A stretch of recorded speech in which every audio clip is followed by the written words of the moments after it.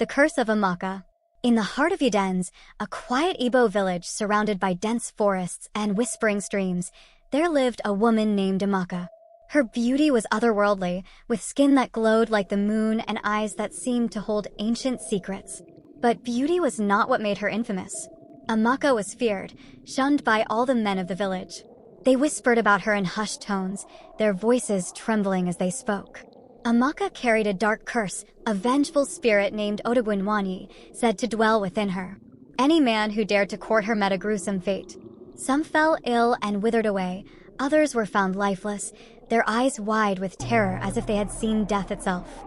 Mothers warned their sons, "Stay away from Amaka, or you will not live to see tomorrow." Fathers prayed that she would leave the village. Amaka, despite her haunting reputation, lived a lonely life.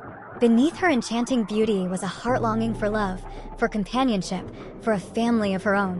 One fateful evening, Amaka sat by the stream near the edge of the forest. The gentle gurgle of water mixed with her quiet sobs. The weight of her loneliness had become unbearable. She spoke aloud, her voice trembling. "Why me? What did I do to deserve this torment? I only want to love and be loved," she cried, her tears mingling with the flowing stream.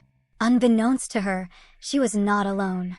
Chiemeka, the son of a powerful native doctor from the neighboring village of Udenze, had come to the stream in search of herbs for his father. His tall, broad frame moved silently, but when he heard the sobs, he stopped. Curious, he stepped closer. At first, Chiemeka froze when he saw her. "Is this not the cursed woman they speak of?" he thought. But as he watched her cry, her sorrow pierced his heart. He saw not a monster, but a woman burdened by a pain she did not choose. "Why do you cry?" he asked gently, stepping out from the shadows. Amaka turned sharply, startled.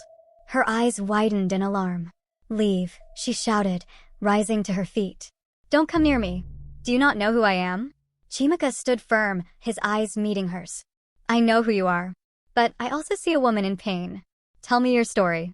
Amaka hesitated, then began to speak. She told him about the spirit, Odogwu Nwanyi, who had possessed her since birth, cursing her to a life of isolation. "He hates love," Amaka said bitterly. "He destroys any man who tries to come close to me. I am a prisoner in my own life." Chiemeka's heart ached for her. "What if there's a way to free you?" he asked. Amaka shook her head. "Many have tried. None have succeeded. The spirit is too strong." But Chiemeka was undeterred. "My father is a native doctor. I've learned his ways, and I know there are spirits that can be defeated. I will help you, Amaka. I will face this spirit." Amaka looked at him, her eyes filled with both hope and fear. "You don't understand. Odogwu Nwanyi is not just any spirit. He is a demon of wrath. He will kill you." "Then let him try," Chiemeka said, determination lighting up his face. That night, Chiemeka returned to his father, Izuto, and told him everything. Izuto's expression darkened. "The spirit you speak of is no ordinary demon," he said. "Odogwu Nwanyi was once a scorned man who died in rage. He attaches herself to women who long for love, feeding on their sorrow and turning it into vengeance. Freeing Amaka will not be easy. But is it possible?" Chiemeka pressed. Izuto nodded slowly. "It is possible. But you must be prepared to face him in the spirit realm. He will test your courage and your love. If your heart wavers, you will die." Chiemeka didn't hesitate.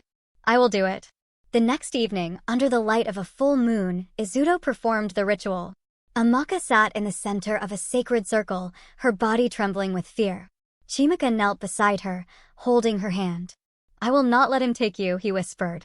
As the incantations began, a chilling wind swept through the clearing. The air grew heavy, and a deep, guttural laugh echoed through the forest. Odogwu Nwanyi had arrived. His form emerged from the shadows, a towering figure with eyes like burning coals and hair that flowed like black smoke. His voice was like thunder. "Who dares to challenge me?" Chiemeka stood. "I do," he said boldly. Odogwu Nwanyi laughed again. "You think your love is stronger than my wrath? Foolish boy. I have ended men far stronger than you." The battle began. Odogwu Nwanyi unleashed his fury, summoning storms and illusions to break Chiemeka's resolve. He showed him visions of his own death, of Amaka betraying him, of the spirit consuming his soul. But Chiemeka's love for Amaka was unwavering. He fought back with chants and rituals his father had taught him, each word a shield against her attacks. "You will not win," he shouted. Amaka's heart is not yours to keep. The battle raged until dawn. Finally, with one last, desperate incantation, Chiemeka struck a blow to Odogwu Nwanyi's essence. His scream tore through the air as he dissolved into nothingness. The curse was broken. When Amaka opened her eyes, she felt a strange lightness. For the first time in her life, the dark presence within her was gone. She looked at Chiemeka, tears streaming down her face. "You did it," she whispered. Chiemeka smiled, his face weary but triumphant. "I told you I wouldn't let him take you." The two returned to Udenze, where the villagers watched in awe. Word of Chiemeka's bravery spread, and for the first time, Amaka was embraced by her people. Not long after, Chiemeka and Amaka were married in a grand ceremony that united their villages. Their love, forged in the face of darkness, became a story told for generations, a reminder that even the fiercest curses can be broken by the power of love and courage.